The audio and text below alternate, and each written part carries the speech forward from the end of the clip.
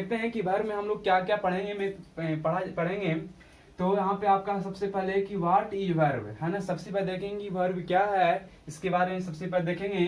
फिर types of verb, है ना। इस वीडियो में हम लोग जो है मेन रूप से टाइप्स ऑफ वर्ब की चर्चा करेंगे इस वीडियो में, है ना। व्हाट इज वर्ब और टाइप्स ऑफ वर्ब, ये दोनों की चर्चा करेंगे इस वीडियो में, ठीक है।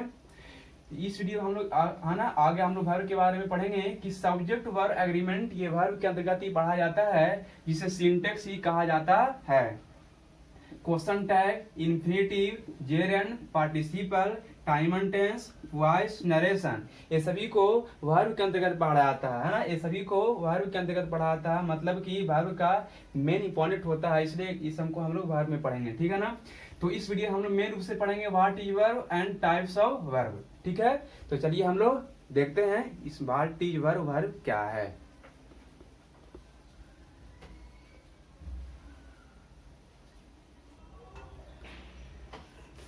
तो चलिए तो हम लोग देखते हैं सबसे पहले कि वर्ब क्या है, व्हाट इज वर्ब, ठीक है। तो हाँ लिखा हुआ है कि वर्ब इज एन एक्शन और पोजीशन ऑफ अ सब्जेक्ट, मतलब कि जो वर्ब होता है सब्जेक्ट का, सब्जेक्ट के रूप में कौन आता है सेंटेंस में, या तो नॉन या प्रोनाउन, है ना। तो वर्ब जो है सब्जेक्ट का पोजीशन या अवस्था, है ना, पोजीशन या अवस्था, और एक्शन मतलब कार्य, है ना। तो जो सब्जेक्ट वर्ब है सब्जेक्ट का एक्शन या पोजीशन मतलब कि कार्य या अवस्था होता है। किसी भी सेंटेंस में किसी सब्जेक्ट का जो पोजीशन है ना, वही वर्ब है। सब्जेक्ट का जो अवस्था है वही वर्ब है, या सब्जेक्ट का जो कार्य है वही वर्ब है। किसी सेंटेंस में सब्जेक्ट जो काम कर रहा है उसी को हम लोग वर्ब बोलेंगे, ठीक है। तो एग्जाम्पल है आई एम रीडिंग इंग्लिश, मैं इंग्लिश पढ़ रहा हूँ, मैं अंग्रेजी पढ़ रहा हूँ। यहाँ पे जो मैं हूँ कौन सा काम, तो पढ़ने का। यहाँ पे रीडिंग आपका मेन वर्ब हो गया, ये आपके हेल्पिंग वर्ब। तो मेन रूप से जो आपका वर्ब है रीडिंग है। आई एम रीडिंग इंग्लिश, मैं अंग्रेजी पढ़ रहा हूँ, तो आई सब्जेक्ट हो गया। तो सब्जेक्ट का कौन सा काम है, तो पढ़ना। तो रीडिंग आपका मेन वर्ब हो गया, ठीक है। तो मेन रूप से आप जाने कि जो सेंटेंस में सब्जेक्ट का जो काम है या जो अवस्था होता है उसी का हम लोग वर्ब बोलते हैं, ठीक है। अब इस वीडियो में हम लोग मेन रूप से जानेंगे टाइप्स ऑफ वर्ब, वर्ब का प्रकार के बारे में जानेंगे। तो सबसे पहले देखते हैं अकॉर्डिंग टू फॉर्मेशन, फॉर्मेशन के आधार पर वर्ब को दो भागों में बांटा गया। If verb is divided in on the basis of formation is found into two parts, है ना। फर्स्ट आपका हो गया फाइनाइट वर्ब, फिनाइट वर्ब, और सेकंड हो गया नॉन फिनाइट वर्ब, ठीक है। अब जानेंगे कि फिनाइट वर्ब क्या है। तो फिनाइट वर्ब की अगर बात करें तो a verb that change according to number और टेंसेज, है ना, अकॉर्डिंग टू नंबर और a verb that changes its form, a verb that changes its form according to the number or tenses of its subject is called finite verb। मतलब वैसे verb जो changes its form, जो अपने रूप को number या tense के अनुसार, जो अपने रूप को नंबर या टेंस के अनुसार और फिर सब्जेक्ट, है ना, अपने सब्जेक्ट नंबर या टेंस के अनुसार और फिर subject is called finite verb. मतलब वैसे वर्ब जो नंबर या टेंस के अनुसार जो है उसका रूप बदलता है, वैसे वर्ब जो नंबर या टेंस के अनुसार अपना रूप बदलता है उस वर्ब को हम लोग क्या बोलेंगे, तो फाइनाइट वर्ब बोलेंगे, ठीक है। तो एग्जांपल हो गया आई वांट टू प्ले। तो आई वांट टू प्ले में ध्यान से देखें कि आई यहाँ पे सब्जेक्ट है तो वांट, है ना। यहाँ पे देखें ही, तो यहाँ पे वांट्स लग गया, यहाँ पे वांट ही है, यहाँ पे हो गया वांटेड, है ना। तो यहाँ पे टेंस के अनुसार वांटेड हो गया, यहाँ पे नंबर के अनुसार ये सिंगुलर तो सिंगुलर हो गया। ये भी हालांकि आई भी सिंगुलर है, आई के साथ भी वन लगता है प्लूरल फॉर्म में। तो यहाँ नंबर के अनुसार क्या होगा, नंबर के अनुसार रूप बदल गया। तो नंबर या टेंस के अनुसार रूप अगर बदले तो उससे वैसे वर्ब का हम लोग बोलेंगे फाइनाइट वर्ब, ठीक है। अब सेकंड बात करें non finite verb, a verb that do not change according to the number or tense of the subject is called non-finite verb। मतलब वैसे वर्ब जो अपने सब्जेक्ट के नंबर या टेंस के अनुसार रूप नहीं बदलता है, वैसे वर्ब जो अकॉर्डिंग टू द नंबर, वैसे वर्ब जो नंबर या टेंस, आप मतलब अपने सब्जेक्ट के नंबर या टेंस के अनुसार, अपने सब्जेक्ट के नंबर या टेंस के अनुसार अपना रूप नहीं बदलता है ना, उसे हम बोलते हैं नॉन फाइनाइट वर्ब। वैसे वर्ब जो नंबर या टेंस के अनुसार अपने सब्जेक्ट का रूप नहीं बदलता है उसे बोलते हैं नॉन फाइनाइट वर्ब। एग्जाम्पल की बात करें, आई वांट टू प्ले, यहाँ देखिए, यहाँ वांट, यहाँ प्ले तो प्ले, यहाँ भी प्ले, यहाँ भी प्ले।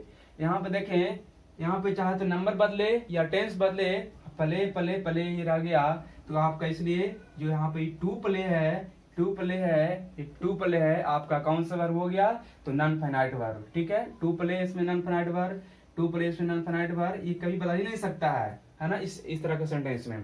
देखिए यहाँ पे देखें, ये आपको हो गया फाइनाइट वर्ब, ये फाइनाइट वर्ब और ये फाइनाइट वर्ब। ठीक है, तो आपको ये नॉन फाइनाइट वर्ब और फाइनाइट वर्ब आपको डिफरेंस समझ में आ गया होगा। फाइनाइट वर्ब की बात करें तो वैसे वर्ब जो सब्जेक्ट के, जो अपने सब्जेक्ट के नंबर या टेंस के अनुसार अपना रूप बदलता हो उसे बोलेंगे फाइनाइट वर्ब। और वैसे वर्ब जो अपने सब्जेक्ट के नंबर या टेंस के अनुसार अपना रूप नहीं बदलता है उसे बोलते हैं नॉन फाइनाइट वर्ब। ठीक है, अब हम लोग देखते हैं आगे कि ऑब्जेक्ट की उपस्थिति के अनुसार, ऑब्जेक्ट प्रेजेंस, ऑब्जेक्ट की उपस्थिति के अनुसार टाइप्स, वर्ब का टाइप्स क्या है, वर्ब का प्रकार क्या है। तो ऑब्जेक्ट की उपस्थिति के अनुसार वर्ब का दो प्रकार है, आपका एक है ट्रांजिटिव वर्ब और सेकंड है इंट्रांजिटिव वर्ब। चलिए तो उसकी हम चर्चा करते हैं। ठीक है,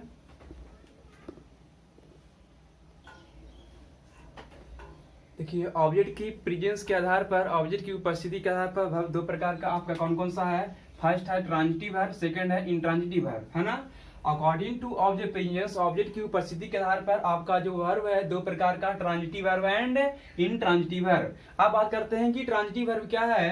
तो ट्रांजिटिव वर्ब के बारे में अगर बात करें तो ट्रांजिटिव वर्ब आपका अ verb that can be hold its object in sentence, a verb that can be hold its object in sentence is called transitive verb. मतलब वैसे वर्ब जो सेंटेंस में अपने ऑब्जेक्ट को जोड़ता हो, वैसे वर्ब जो सेंटेंस में अपने ऑब्जेक्ट को जोड़ता हो उसे ट्रांजिटिव वर्ब हम लोग कहते हैं। ठीक है, एग्जांपल की अगर बात करें, Rahul writes a letter, Rahul पत्र लिखता है, तो राहुल पत्र लिखता है। और एक बात आपको और बता देना चाहते हैं कि ट्रांजिटिव वर्ब में जो वर्ब, वैसे वर्ब जो अभी क्या बोले अभी कि वैसे वर्ब जो अपने सेंटेंस, जो सेंटेंस में अपने ऑब्जेक्ट को जोड़ता हो, मतलब ट्रांजिटिव वर्ब के तुरंत बाद ऑब्जेक्ट हो। अब बात क्वेश्चन यहाँ पे ये अराइज होता है कि हम कैसे पहचान करेंगे कि वर्ब के बाद ऑब्जेक्ट है, तो उसको हम है ना ट्रांजिटिव वर्ब बोलेंगे। कैसे बोलेंगे कि ऑब्जेक्ट है या नहीं है। तो आपको पढ़ाए हैं कल, स्टार्टिंग वीडियो डाले थे, है ना, देख सकते हैं जाके प्लेलिस्ट में, कि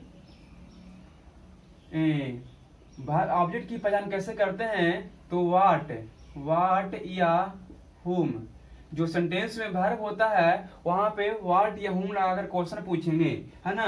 तो राहुल पत्र लिखता है, राहुल क्या लिखता है, तो पत्र, क्या लिखता है, तो पत्र लिखता है। तो क्या का जवाब आया, वाट का जवाब आया, है ना। तो वाट का जवाब आया इसलिए आपके ऑब्जेक्ट है। या हुम का जवाब आएगा, जैसे बोले ही हेल्प्स मी, है ना।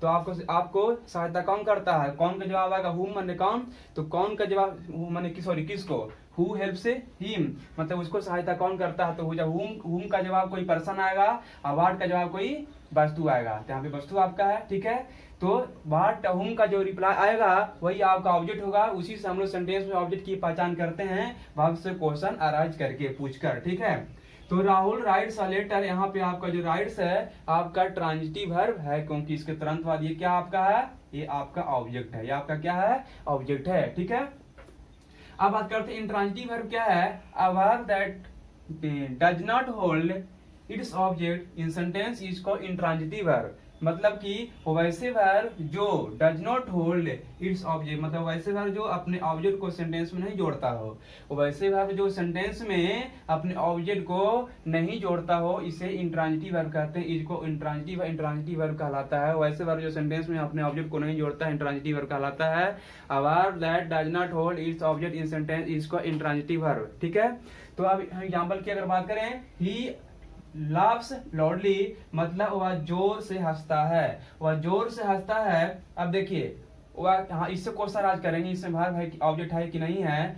वह क्या हंसता है, वह किसको हंसता है, क्या और किसको जवाब आ रहा है, क्या वह क्या हंसता है, किसको हंसता है का जवाब आ रहा है, नहीं।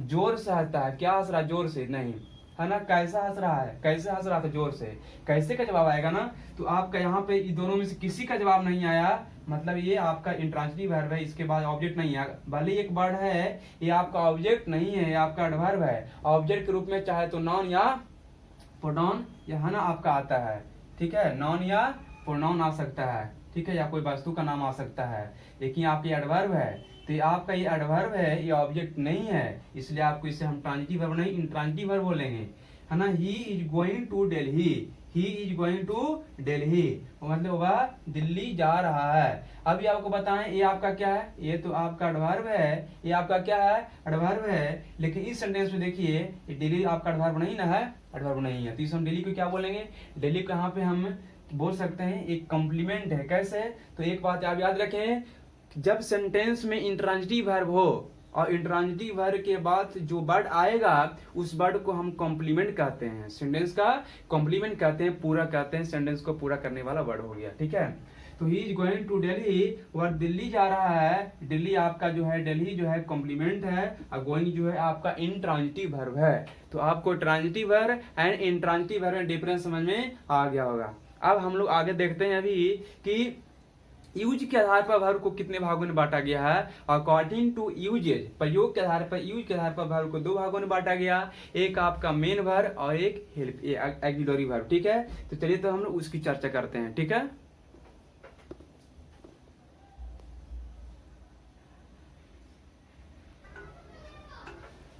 चलिए अब हम लोग वर्ब के अगले टाइप्स को चलते हैं। लिखा हुआ है अकॉर्डिंग टू यूजेज, है ना। यूज के आधार पर आपका जो है वर्ब को दो भागों में बांटा गया। फर्स्ट ऑफ है मेन वर्ब और सेकंड है आपका हेल्पिंग वर्ब। मेन वर्ब के कई नाम है। मेन वर्ब को बोला जाता है principal verb, action verb, doing verb, leading verb, है ना। इस प्रकार से मेन वर्ब का नाम है, अन्य नाम। हेल्पिंग वर्ब को बोला जाता है auxiliary verb, assistant verb, subordinate verb, ठीक है। तो ये सब आपका अन्य नाम था। मेन सब जान याद रखेंगे मेन वर्ब और हेल्पिंग वर्ब के बारे में, ठीक है। अब जानते हैं सबसे पहले कि मेन वर्ब क्या है, व्हाट इज मेन वर्ब, है ना। तो मेन वर्ब जो है आपका अ verb that does the real action in sentence is called main verb. मतलब वैसे वर्ब जो सेंटेंस में रियल एक्शन का काम करता हो, वास्तविक काम करता हो, जो सेंटेंस में वास्तविक काम करेगा उसी को बोल लेते हैं हम लोग मेन वर्ब, है ना। प्रिंसिपल वर्ब जो वर्ब सेंटेंस में मुख्य क्रिया, मतलब मेन वर्ब का हिंदी हुआ मुख्य क्रिया, जो सेंटेंस में वास्तविक काम करता हो उसी को बोलेंगे हम लोग मेन वर्ब, ठीक है। एग्जांपल देखिए, आई एम रीडिंग इंग्लिश, मैं अंग्रेजी पढ़ रहा हूँ। तो रियल एक्शन कौन सा काम, पढ़ना, तो यहाँ पर रीडिंग हो गया मेन वर्ब। रीडिंग क्या हो गया, main verb. I read English, मैं अंग्रेजी पढ़ता हूँ, है ना, क्या, तो रीडिंग, रीड पढ़ना, यहाँ रीड आपका मेन वर्ब हो गया, ठीक है। आगे आपका है यहाँ नोट में कि मेन वर्ब की संख्या सीमित होती है। मेन वर्ब की संख्या सीमित होती है। देखिए जैसे एग्जांपल की बात करें, रीड, प्ले, कम, गो, है ना, इस प्रकार से अराइज, स्पीक, है ना, ये जो है सब आपका कौन सा वर्ब है, तो मेन वर्ब है। मेन वर्ब की संख्या सीमित है, ऐसी कोई संख्या नहीं कितना है ना। तो यही लिखा हुआ कि मेन वर्ब की संख्या सीमित है। और सेकंड नोट है आपका, यदि किसी सेंटेंस में किसी भी तरह का एकमात्र वर्ब मौजूद हो तो वह मेन वर्ब होगा। मतलब कोई सेंटेंस में केवल एक ही वर्ब हो, वह कैसा ही वर्ब हो, उसे हम मेन वर्ब भी कहेंगे। जैसे एग्जांपल अगर बोला जाए कि I am a student, I am a student की अगर बात करें, आई एम अ स्टूडेंट, मैं एक विद्यार्थी हूँ, इसमें आपका आई में एक वर्ब है ना, तो एम कौन सा वर्ब होगा, ये भी आपका मेन वर्ब ही कहलाएगा। एम में कौन सा वर्ब आपका है, मेन वर्ब। किसी भी सेंटेंस में एक वर्ब अगर मौजूद रहेगा, कैसा ही वर्ब हो, उसे हम मेन वर्ब ही कहेंगे, ठीक है। अब हम लोग देखते हैं आगे हेल्पिंग वर्ब के बारे में। हेल्पिंग वर्ब क्या है, मेन वर्ब के बारे में हम लोग अभी देख लिए, अब देखते हैं हम लोग हेल्पिंग वर्ब के बारे में, ठीक है।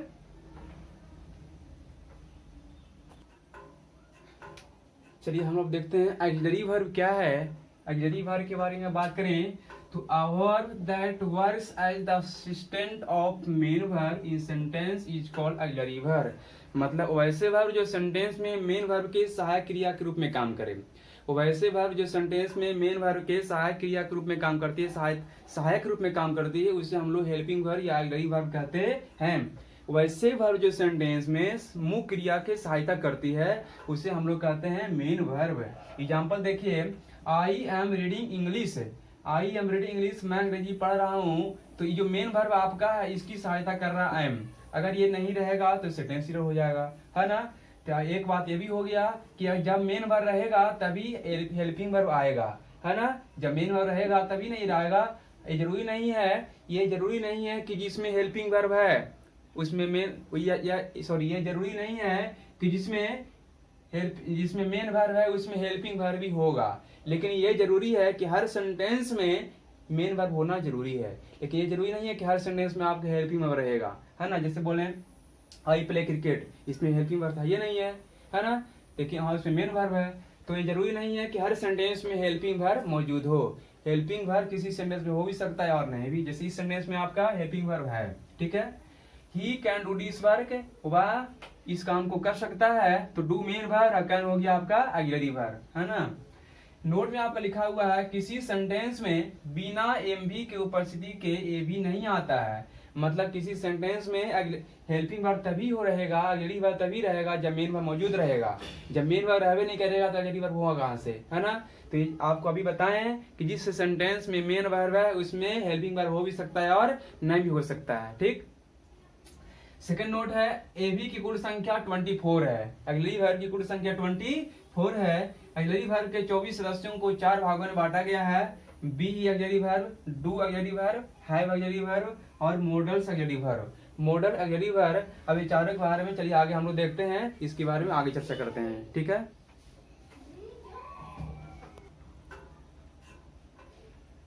अब चलिए हम देखते हैं जो ऑक्सिलरी वर्ब की 4 भागों में बांटा गया तो उसका किस फॉर्म में होता है।